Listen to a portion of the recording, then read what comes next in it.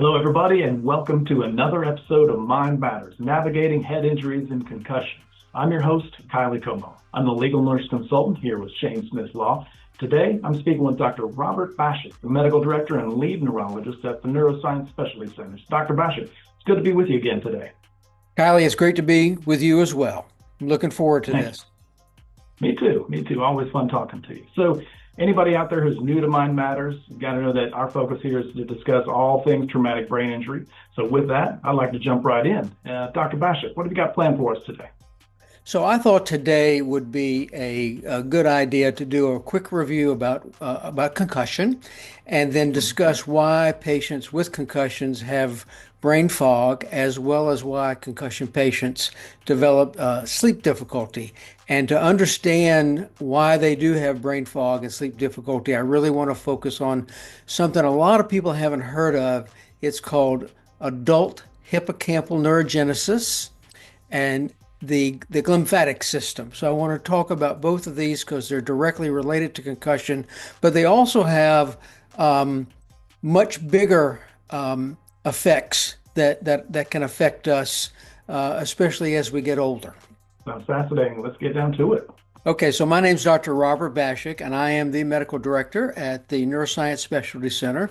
And we changed our name as of January 1st, 2025, from the Concussion Center. But it's the same group, and we still take care of all types of concussion. So today's talk for the Mind Matters podcast, again, it's going to be concussion and adult hippocampal neurogenesis, concussion, and the lymphatic system. So it's going to be a part one and a part two. Okay. But I'm going to start off by talking about something that you may not know. And it is, where does popcorn come from?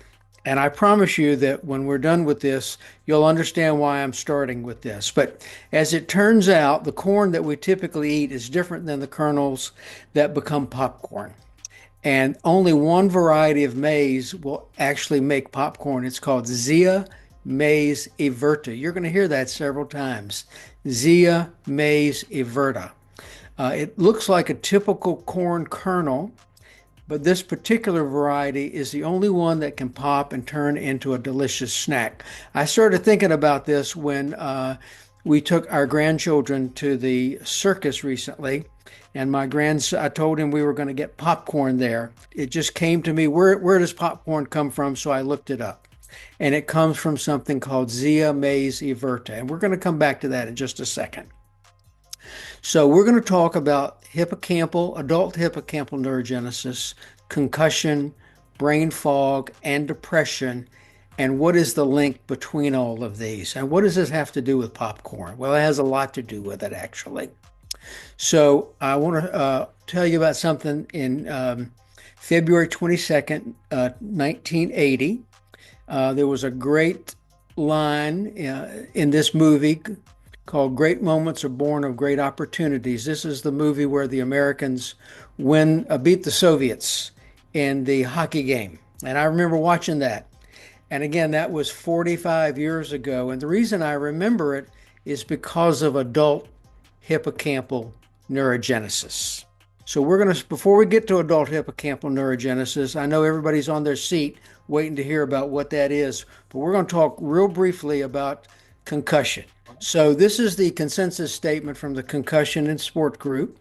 This is the international conference that was done October 22. And this is really what I think the best definition of concussion, but it is a traumatic brain injury caused by a direct blow to the head, neck, or body. Very important, head, neck, or body. It doesn't always have to be just the head. It results in an impulsive force being transmitted to the brain. It initiates a neurotransmitter and metabolic cascade with possible axonal injury, blood flow change, and inflammation. And we're going to be talking a lot about inflammation in just a few minutes. And the axonal injury, blood flow change, and inflammation affect the brain. Symptoms and signs may present immediately, evolve over minutes to hours, commonly resolve within days, but can be prolonged. So this metabolic cascade, there is a sudden neuronal firing or depolarization or excitation, and this lasts for seconds to minutes, and this is followed by neuronal depression. So the neurons are super excited, and this just lasts for seconds to minutes, and then they're basically, there's depression. They don't work nearly as well, and that lasts for several weeks. And when somebody sees stars or loses consciousness, they stumble, they look dumbfounded. This is the sudden neuronal firing, the electrical chaos. And again, it's followed by spreading depression. And when you get this electrical chaos, this spreading depression, you also get an energy crisis. And there's a 20% drop in energy production in the brain, and it takes 3 to 6 weeks to recover. And this is a very significant point of contention when people talk about concussion protocol being 7 days. No, concussion protocol really needs to be 3 to 6 weeks. You get a collapse of the neuronal microstructure. So there's shearing or damage to the axons. Axons are like little spaghetti, little thin spaghetti, and they can be twisted and sheared. There's neuroinflammation, which you're going to hear more and more about, disruption of the blood-brain barrier, and all of this is invisible. CAT scans and MRIs are negative for concussion.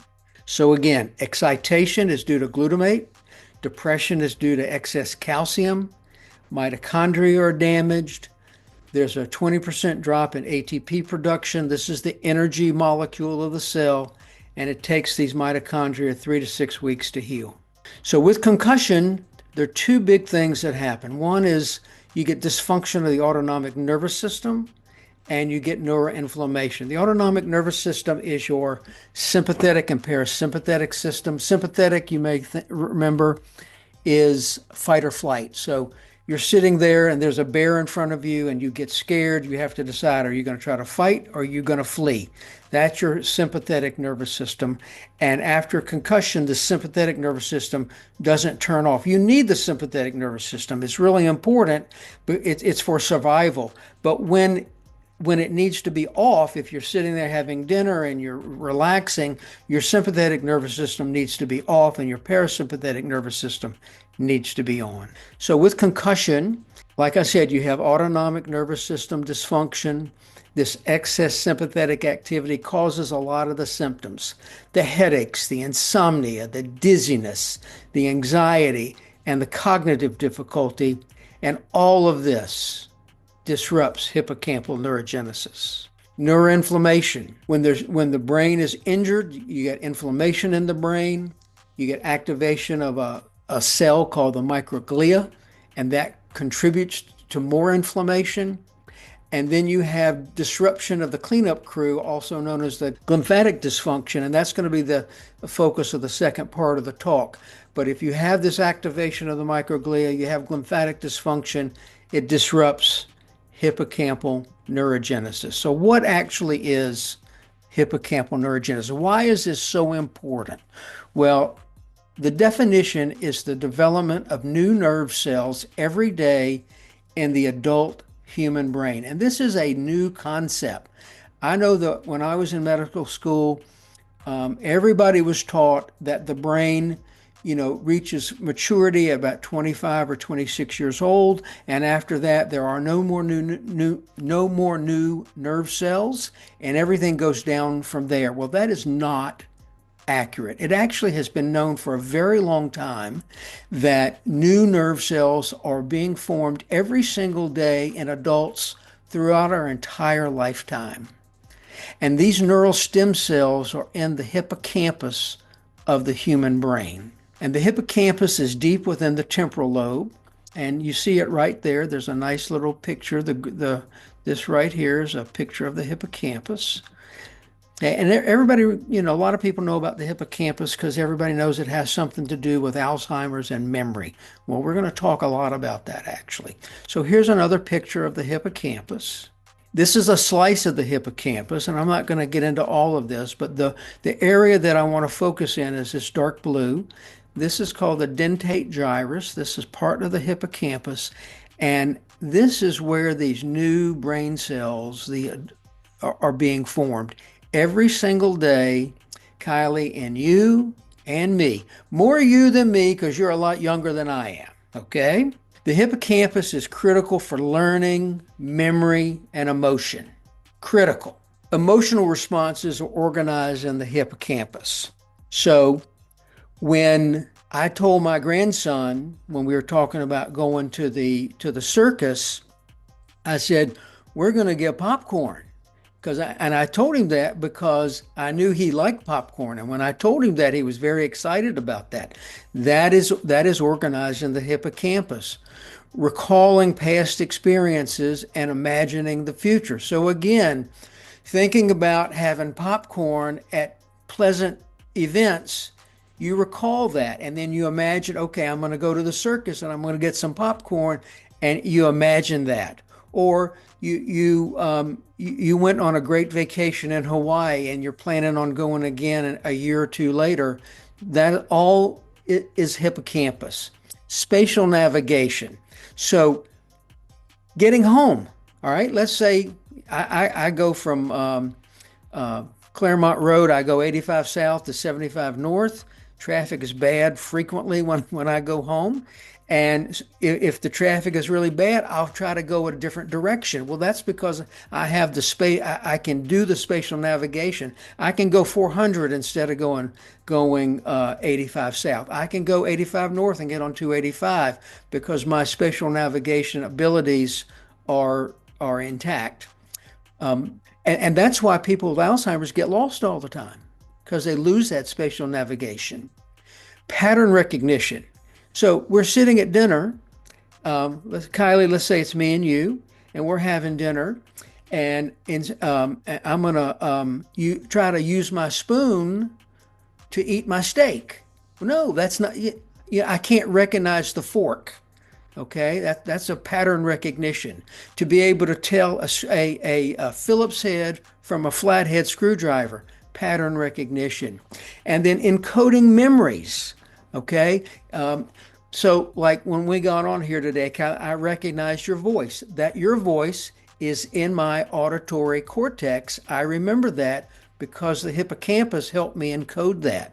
So there's encoding, can be auditory, it can be visual, it can be semantic. So a fact, where does popcorn come from? Zea mays everta. Now everybody's going to remember Zea mays everta. Every time you get popcorn, you're going to be thinking about this. So that is a semantic memory. And then an elaborative memory is associate pineapple with Hawaii, associate Ghirardelli chocolate with San Francisco, those type of things. So all of this is done in the hippocampus. And the dentate gyrus, again, is part of the hippocampus. This is where the stem cells are, and this is where neurogenesis occurs. And there are 700 new cells made every day in our life as an adult. We know that these cells are made in children and stuff. You think about the 5-year-old with that just absorbent brain. They remember everything you tell them. Okay, that's because they have hippocampal neurogenesis going on. So if these new cells are being formed, well, that means old cells are dying. And these new cells are primed. They're very active. And the brain is like a sponge, the absorbent mind. And these new cells, they want to learn, but they're very plastic, which means they can be molded or shaped, and that means they're vulnerable to injury. Learning and exercise stimulate the production of new cells. So the fact that I just told you about Zea mays everta, and the fact that you've heard it again for the third or fourth time, the fact that you're learning this, your hippocampal neurogenesis is occurring right now. So you guys owe me big for stimulating your hippocampus. No doubt. Okay. So the neurogenesis in the dentate gyrus of the hippocampus can be reduced if there's hippocampal damage. So if there's a stroke, a traumatic brain injury, neuroinflammation, if you got inflammation going on in your brain, you're not making these new nerve cells. Aging, and that's why I said, since I'm older than you, Kylie, you're going to be making more and better nerve cells than I am. We've all heard of chemotherapy, chemo brain. Well, brain fog from that. Well, that's because the chemotherapy damages these new nerve cells. And that's why these people with chemotherapy complain of brain fog. These new neurons are needed for learning and memory, but now we have an injury. This results in damage to the hippocampus, resulting in injury and possible death of these new neurons. So depending on how much damage is done to the hippocampus and the time necessary for the injured neurons to recover, and some may not recover, it can result in difficulty with learning, memory, and emotion. And how many people have you seen with a concussion who complain of trouble learning, trouble with memory, and trouble with emotion? And I think that's what brain fog is. These people with concussion, when they get brain fog, I think the concussion has resulted in an injury to these neurons, and the adult hippocampal neurogenesis for this time period. And again, it could be a few days, it could be a few weeks, it could be a few months. It's different in everybody, but I think this is why these people get brain fog. And this is also why I think they get depression. So there is a neurogenesis hypothesis for depression. And this theory proposes that impaired neurogenesis in the hippocampus is a key factor in the development of depression, as the new neurons are important for plasticity and adaptation to stress. Adaptation is really, really important. I always ask this question to a lot of people. I say, what's more important for the survival of a species? Is it how strong they are or how smart they are? Well, the answer to the question is a trick question, obviously. The answer is neither, but it's their ability to adapt. You may be very strong, but if you can't adapt, you're going to lose. You may be very smart, but if you can't adapt, you're going to lose as well. So what processes increase or decrease hippocampal neurogenesis? Well, isn't this interesting? Antidepressants improve neurogenesis. So is this why they help with depression? Now, I don't know the answer. I think it has a lot to do with that, but it's just a really interesting thought. Don't forget that learning and exercise promote neurogenesis. Very, very important. Excess stress results in increased cortisol levels, which inhibit hippocampal neurogenesis. So for a neural stem cell to begin to proliferate and differentiate, it requires glutamate. Remember we talked about glutamate before? When there's a concussion, there's this massive release of glutamate.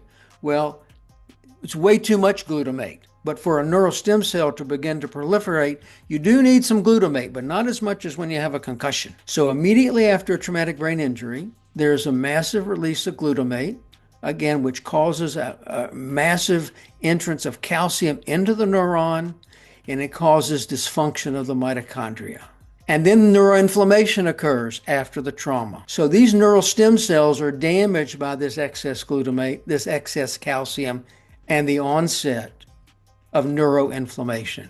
And the degree of injury to the neural stem cells is going to be determined by their vulnerability. And there are a lot of factors that affect them, such as B12 deficiency, vitamin D deficiency, omega-3 deficiency, stress, cortisol, how much glutamate was released, and how much mitochondria dysfunction is there. And this is one of the main reasons why I do what's called concussion blood work. In concussion blood work, which, there's no such term as that. I made that up, by the way. When we check people who have persistent symptoms, we check their B12, we check their vitamin D, we check their omega-3, among other things. So are the complaints of brain fog and depression after a concussion due to disrupted hippocampal neurogenesis? I think the answer is yes. And this is why, these people who come to your office and they have these complaints, I think this is what's going on. How do you improve neurogenesis? So what do we do to help people get better? Okay. Well, an enriched environment. So what does that mean? Well, travel to a new place, hike a different path, learning a new, do some, painting, some music, hobby, a new book, anything like that. Anything like that stimulates the hippocampus, the neurogenesis in the hippocampus. Going to a new restaurant, getting and having new food. I'll give you two little stories here. About 4 months ago, I'm in charge of dinner on Saturdays, and what that means is I order. Okay, you don't want me cooking anything. Take my word for it. And a lot of times I don't even order. I get my son to order it. Okay, but I'm in charge. Okay, and so I decided to get food from a Brazilian restaurant, and we ordered it, and I didn't like it. Okay, so but it stimulated hippocampal neurogenesis because here's why. Okay, I'm not going to order from there again.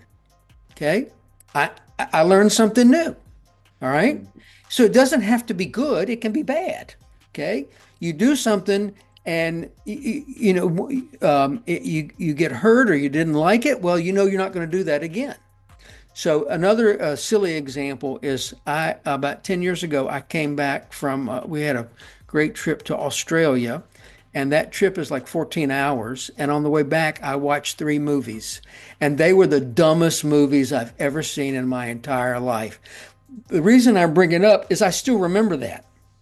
And I always get reminded if I go, like my son lives out in California, if we take that long flight out there, usually 1 or 2 of those movies are still on the list, okay, that you can watch. And I just look at it and say, I'm not watching that idiot movie again. Not today. Okay, again, but again, the 45 years ago, I remember sitting in my little house in Augusta when I was in Medical College of Georgia, watching the Olympic hockey game. Okay, it was incredible. I still remember it 45 years later because of my brain, because it was such an impact. So things you can do to improve neurogenesis. Aerobic exercise is key. Think BCTT, which stands for the Buffalo Concussion Treadmill Test. The Buffalo Concussion Treadmill Test is what we do in most of our patients to help correct autonomic nervous system dysfunction in people with concussion. So you improve neurogenesis with aerobic exercise, a healthy diet. Like I said, art, music, painting, a new song, learning a new instrument.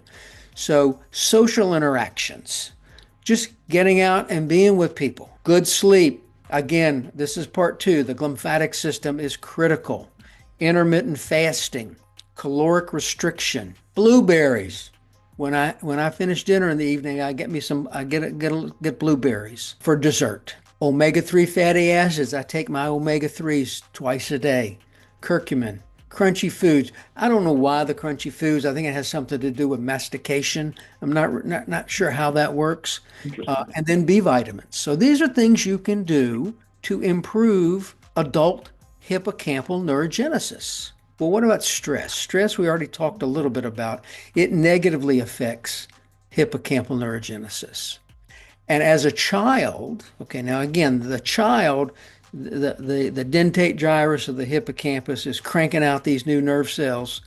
But if you have an adverse childhood event, it can have serious long-term consequences. So what am I talking about? Physical, sexual, emotional abuse, neglect, domestic violence in the home, a parent is incarcerated, substance abuse in the home, a divorce or parental separation. All of these things, the stress associated with that in a child, an adolescent, a teenager, all of these things can interfere with a hippocampal neurogenesis. So again, what are some other issues? Well, for negative neurogenesis, well, stress, we just talked about that. Yep. Aging, okay, I've mentioned that a couple of times because I'm older than you, Kylie. But aging, neurodegenerative disorders, so Alzheimer's, Parkinson's, frontotemporal dementia, Lewy body dementia, all of these things, these neurodegenerative disorders, the dentate gyrus of the hippocampus, those cells are not formed as much as we get older. So what you have to do is when you're younger, you need to start doing things so that when you do get older, you have much less of a decline. So if you have an inflammatory disorder, if you have chemotherapy, if you're eating a high saturated fat diet, high sugar diet, alcohol's a big one.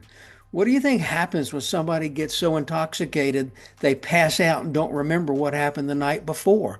You damage the hippocampal neurogenesis. Soft food, vitamin deficiencies. Again, think about poor sleep. Think about the glymphatic system.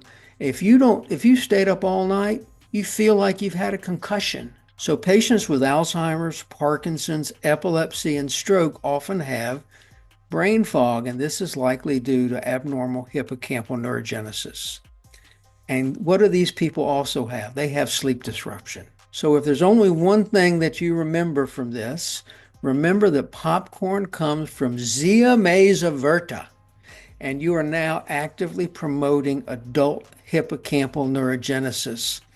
And doing this may reduce the development of neurodegenerative disorders. So can you prevent, delay, or reduce the severity of neurodegenerative diseases by promoting hippocampal neurogenesis with a healthy diet, aerobic exercise, an enriched environment, good omega-3, a good vitamin D, and good B12 levels? I think the answer is yes.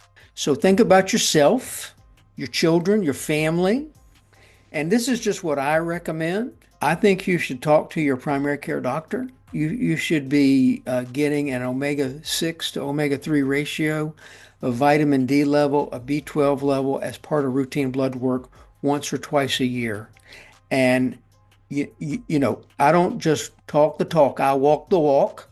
So I take my omega-3, I take my vitamin D, I take my B12. I have two beautiful grandchildren that are 4 and 6. And, when they graduate high school, when they graduate college or get married or whatever, I want to be able to walk and talk and communicate and be part of that. I don't want to be in a wheelchair and not knowing what's going on. So that's what I do.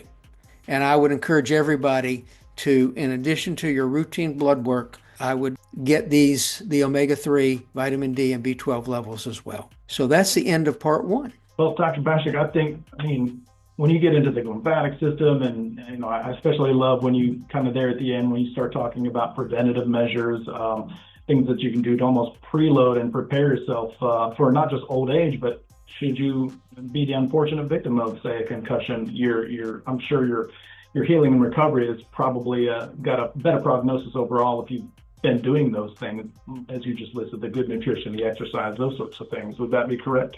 Absolutely, that would be correct. We've always heard all of our life, having a healthy diet, doing something new and different is good, and exercise is good for you, but really why? And I think not only does it help you from a from a heart standpoint, from a lung standpoint, but clearly I think this is why, it helps your brain. Yeah, absolutely. And I love that you touched on that phenomenon of brain fog. People, I'm sure, have heard that term, but, wonder what that is. So I think you're kind of packaging all of this inside of brain fog. It should be extremely helpful to a lot of our audience out there. We have a lot of listeners that have, that they may be going through some of these very things, or have a loved one, and they're trying to learn about that so they can help. So I definitely appreciate that. So when it makes me want to know, though, more about how do you as a practitioner test for those sorts of things? What types of tests do you use to evaluate memory or these kind of deeper, more complex cognitive dysfunctions? So we do several memory tests at our office. We do a Krayos cognitive test. That's just a general cognitive test. We do something called a DCAT, which is the Drive-Able Cognitive Assessment Tool. So we'll get somebody who, having cognitive issues, should I drive? And that's what that is for. We do a TOM test as well, another cognitive test. And then we do something called Concussion, and that requires you wear a little cap and you hear these different sounds. But those are the 4 main cognitive tests that we do in our office, and all of these can be are done and then can be reassessed after 3 to 6 months to see if there is improvement. Yeah, allows you, I'm sure, to collect data and have that data-driven scientific backing to show, like you said, progress, where they may have strengths and weaknesses, which again would allow you as the provider to drill down on those areas, I would imagine, using the battery of testing. Correct. Yeah, that's awesome. You mentioned in there blood testing. We have at the firm here, we obviously, as a personal injury firm, we do get a lot of clients that have been the victim of a car accident or a workplace injury and have head injuries. And we have had a lot of them start to see blood testing as part of their diagnostic treatment. Can you talk more about the blood testing that can be performed? Yeah, so typically what we do is I do omega-6, omega-3 ratio, which gives me the omega-3 level. I do a B12. We do a vitamin D. Those are the main three, and they're frequently abnormal and are major contributors to persistent symptoms. But we also check iron, ferritin. We do thyroid testing, do homocysteine testing, and there's some other things that we may do, RBC magnesium, but those are the main things we do, and they really have provided a lot of useful information, help us manage these people whose symptoms are persisting, especially for more than a month. And That's again, amazing. and once we get those, we'll replace the vitamin D, we'll replace the B12, we'll start the omega-3, and then we recheck it again 2 or 3 months later. And then once they're done with us, I usually say you need to keep doing this through your primary care doctor every 6 to 12 months. Yeah, absolutely. And then hippocampal neurogenesis kicks in, and they can remember to do that 6 to 12 months later. So isn't that right? Exactly. See, we got you. It's working over here. All right. Well, everybody, that's going to wrap it for another episode of Mind Matters, Navigating Head Injuries and Concussions. Once again, I'd like to thank today's guest, Dr. Robert Bashik, for joining us today and sharing his knowledge and expertise with us. You can find Dr. Bashik and his team at the Neuroscience Specialty Centers in the greater Atlanta area or via their website for more information on their services.